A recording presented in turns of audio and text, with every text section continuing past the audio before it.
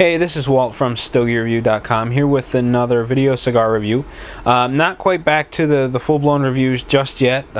Was actually hoping to do one this time around, but time got away from me this morning and I wasn't able to record one, so it's now the evening and I'm pressing to get this done before morning. So I've got sort of a short ashes first impression kind of a look at a new cigar. And I'm going to try to keep this video between 5 and 8 minutes or so.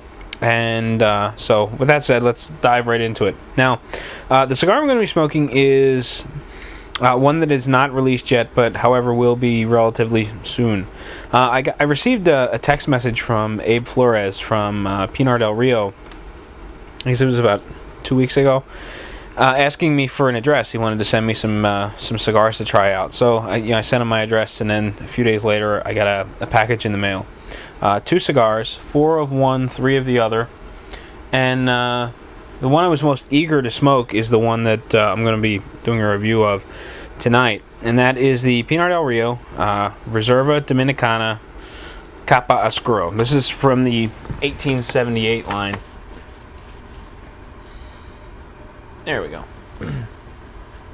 Now, this the 1878 already exists in a Capa Maduro. Now, if you remember, I did a review some time ago on that one, and I believe it is heavily marketed by Thompson, and they carry a pretty decent price, but that is this one. And to be honest with you, I haven't ordered any of them just because of the retailer exclusivity kind of a thing with Thompson. I just prefer not to order from them. But this is the PDR 1878 Capa Maduro. This was sent to me by Debo. It's the Lancero, and the other new one is the Capa Natural, and that is this one here. This is a Robusto. So original, new, and new. Now the difference between this cigar and this cigar, aside from the blend, which I'll talk about later, is it's you're not gonna be able to see it because it's in cellophane, but this has a clean foot. This one has sort of folded over, weird mutilated foot, just uncut, I guess, the best way to describe it. So you get a little bit of flaking going on when you initially light it. It's just sort of rapidly folded over the foot of the cigar, and all 3 of which have a pigtail. So, you know what the cigars are. Now let's briefly, I got a letter from Abe too. And he says, here are some new cigars that I know you'll like. One is the PDR 1878 Cubana Special Capa Natural. It is the same blend as the Maduro, but with an Ecuadorian Connecticut wrapper. The other is a special new blend, the PDR 1878 Reserva Dominicana Capa Oscura. The wrapper is a Habano Dominican Republic, binder is Habano Dominican Republic. The fillers are Corojo and Criollo 98, both from Dominican Republic. So it is 100% Dominican Puro. And Abe tells me that these cigars will launch next IPCPR, but he's trying to get them out there a little bit. He wants a couple of people to try them, and he's going to be pre-releasing to 50 shops nationwide for the holidays. 2,000 boxes of the red labels, and he says that the 50 accounts will be current accounts that support Pinar del Rio. He doesn't mention the natural, so that may be coming out at IPCPR instead of around the holidays. So you've got the little informational spiel.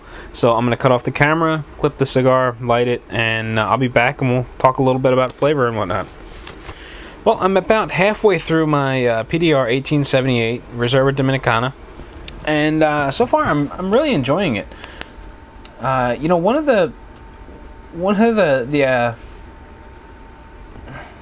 characteristics, I'm just looking for some type of word, about the 1878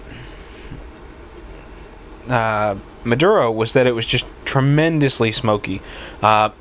Smoke just wafted off the end of the cigar, filled the room with residual smoke, and I was just amazed by how much smoke it put off. And the red label cousin seems to be doing pretty much the same thing. It's not quite as dense in here as when I smoked the 1878s, but I'm still kind of marinating in my own smoke, and I do have an exhaust fan running, and it's still not able to keep the room clear, and typical cigars are usually fairly clear in here.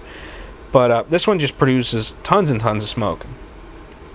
The draw is fairly loose, and I'm getting less smoke volume now. I don't know whether it's just a less dense spot within the cigar, within the filler, or what the cause may be, but it's getting kind of airy. I don't foresee it continuing for the rest of the cigar.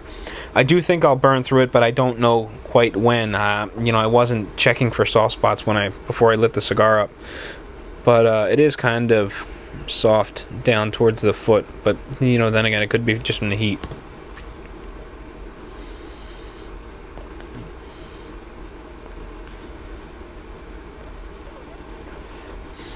And with the Maduro, I fell into that common misconception that a really, really dark cigar was going to be strong, and I was really surprised by just how mild the Maduro was.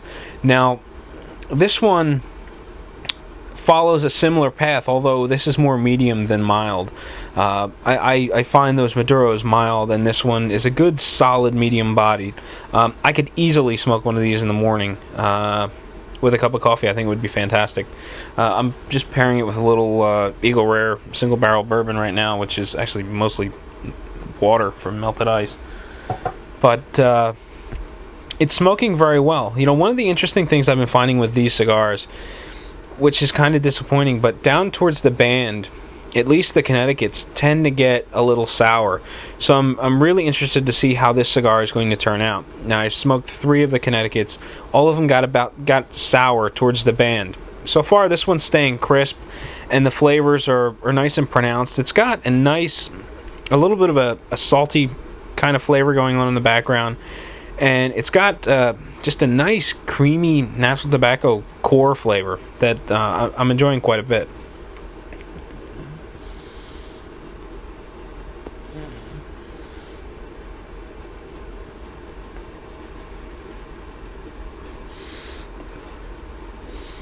It's got a nice spicy component to it, and it really hits you through the sinuses. That last puff, actually my eyes are about to water, but it's got a real heavy spicy, or not so much spicy, kind of a combination between spicy and hot, sort of like a good horseradish will do to you, where you get that heat coming through your nose.